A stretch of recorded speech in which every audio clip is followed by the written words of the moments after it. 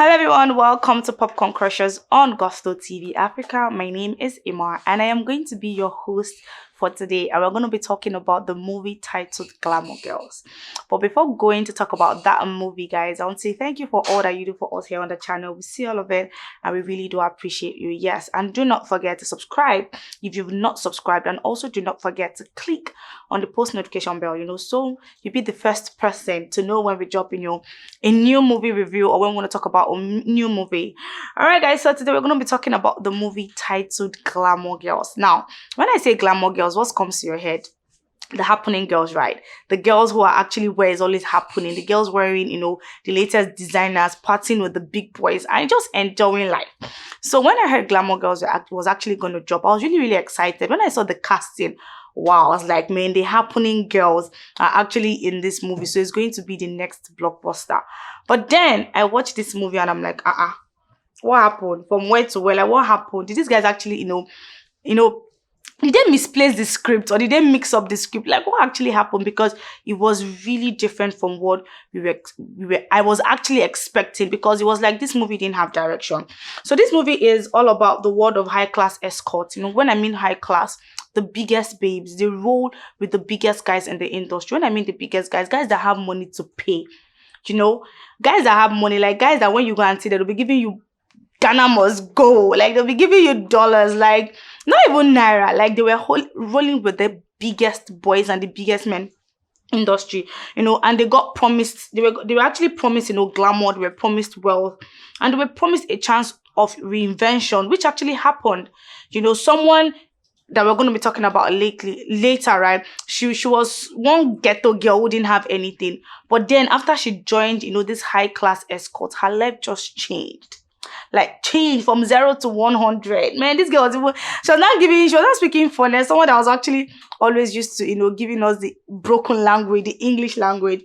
But then before we actually even get into the main thing, let's look at some of the people on the production team. So for the producer, we have Bumi Ajakaye.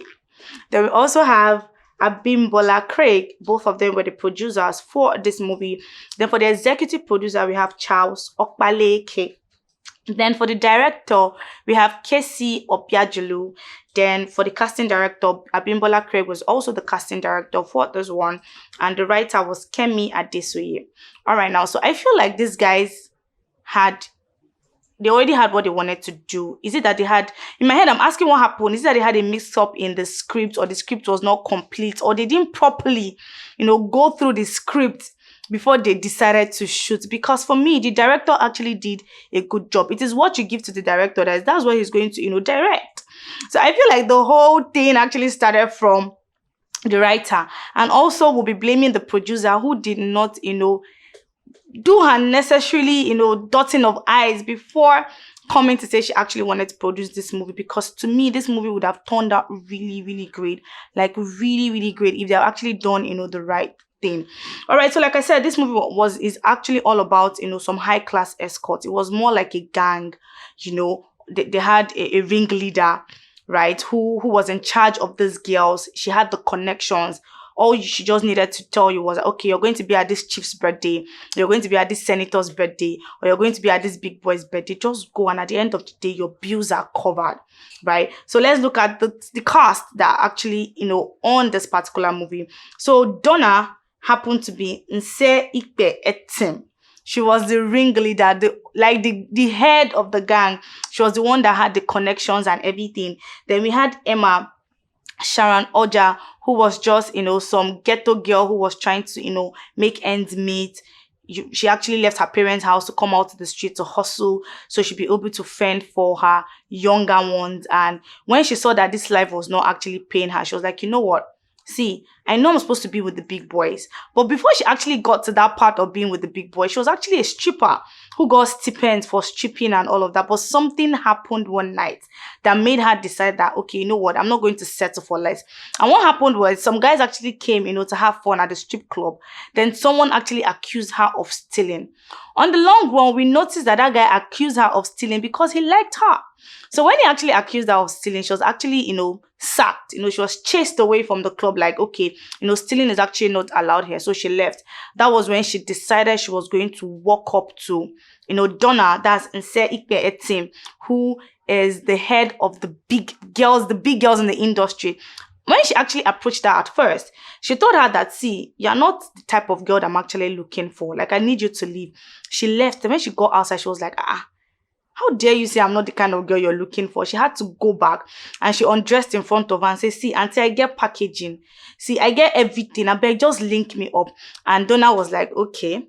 Then she told her PA, whose name is Tommy, who played the role of Tommy, in that movie, to actually go and clean her up. So we had Donna as Nse Ikpe Etim.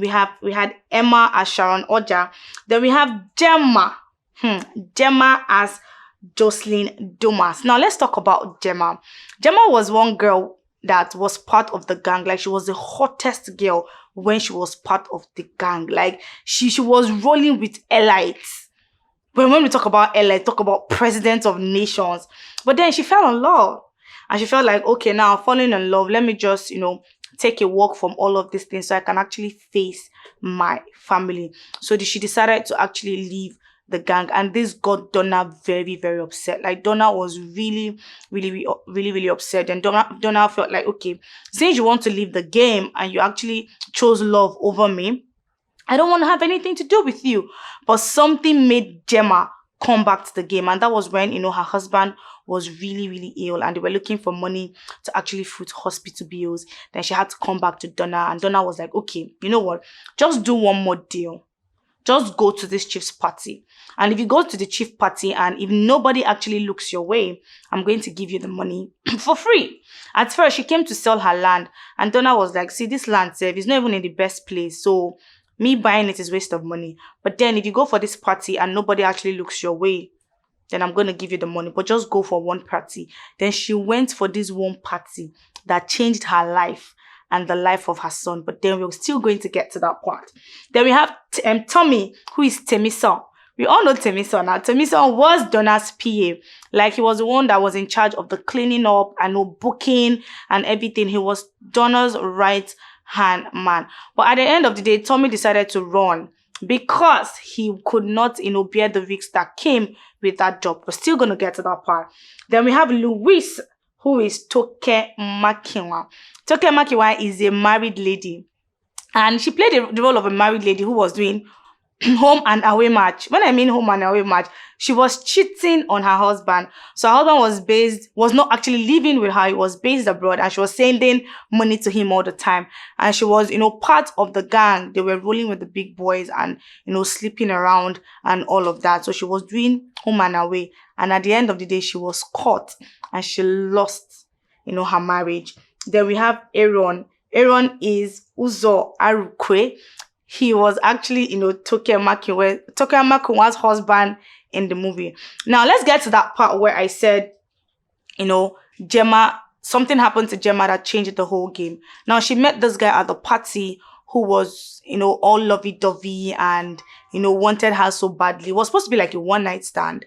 But then, from a one-night stand, they decided to, start up a relationship. She went to the hospital and she was like, okay, the best decision was to take off the oxygen off her husband and just let him rest. And she decided to move into this guy's apartment. And when she moved into his apartment, something was happening with her son, but she didn't really understand. She thought it was like normal sickness because the guy was just, showering her with love and lots of gifts. So she was not suspecting anything. But something happened one night. She woke up and she didn't find him next to him. And she was like, okay, let me just walk around and actually even search for this guy. Then she was hearing sounds. Then she decided to open her son's room.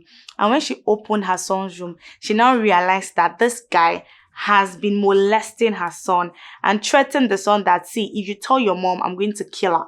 So that was the reason why the son actually did not speak up. And she was so angry that she actually killed this man. And this was where everything changed. Now, the man that she actually killed was a lawyer to some big men. Like, he was, sorry, I said lawyer. He was the accountant to some big men. He was managing their account.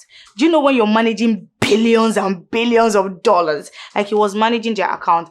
Now, when she killed him, these men started looking for this guy, and they could not find him. So they thought he actually ran away with their money, not knowing that he was actually dead. And they were like, okay, you know what? You guys need to provide the money. They kept on asking Donna, okay, does your girl Gemma have anything to do with this guy's disappearance? Donna actually knew, because after the whole thing happened, she was the first person that Gemma actually called. But now, to cut the long story short, they were able to, get this guy's money. It was just crazy. It was a very risky one. Now, the reason why I said this movie actually lacked direction, because it was just here and there. It was just here and there. There was a girl that died. She was always having, what do we call this? Is it PTSD or something? Like someone is actually chasing her. She was actually on drugs. But then it was as if something happened to her in the past. But they didn't even show us this thing. They just showed us that she was constantly on drugs. And there was a time when they had a party and she was just shouting, "They're after me, they're after me." And in my head, I'm like, there should be like a backstory, take us back to know what happened. Then all of a sudden, there was a scene where she overdosed herself and she died. And it was just a whole lot of here and there, here and there, here and there. And in my head, I'm like, okay, what happened? Is it that after these guys finished shooting this movie, they didn't go back and rewatch? Because I feel like as a producer, when you produce a movie, when they are done with it, directing and everything, you should go back and rewatch this movie before you put it out.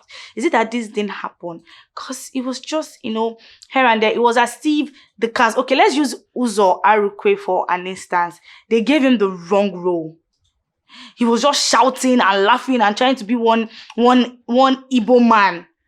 Because in that movie, he was like literally jobless. So he was just trying to be one Igbo man that he was just shouting and laughing. And I'm like, okay, didn't they do their casting properly to know that Uzo is more like a serious lover boy kind of person? He's not supposed to play this kind of role. Then we had Toke Makinwa. Toke actually tried, but then that role didn't really fit her. I feel like the only person who actually killed her role permanently on that movie was Sharon. Like, Sharon did a very great job. Nse Ikpe Etim, she actually tried to. Gemma, I can't really say for Gemma, because Gemma was acting like a novice. Like, she was acting like it was the first time she was actually, shooting a movie. And Tommy actually, did a great job on that particular one. But then Uzo was just off. He was off. So you know what you're going to do for me? Go see this movie and come here in the comment section. Please go see this movie and come tell us if you have a different opinion about everything that I've said. Come tell us here in the comment section.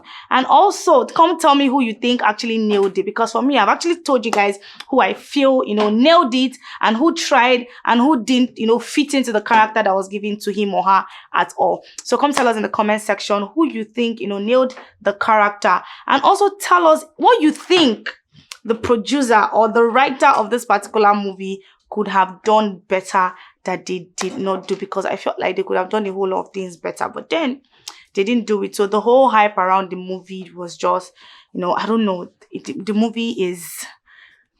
So if I'm going to rate this movie over 10, trust me, I'll be giving it a 3 over 10. Yes, for me, it was that bad.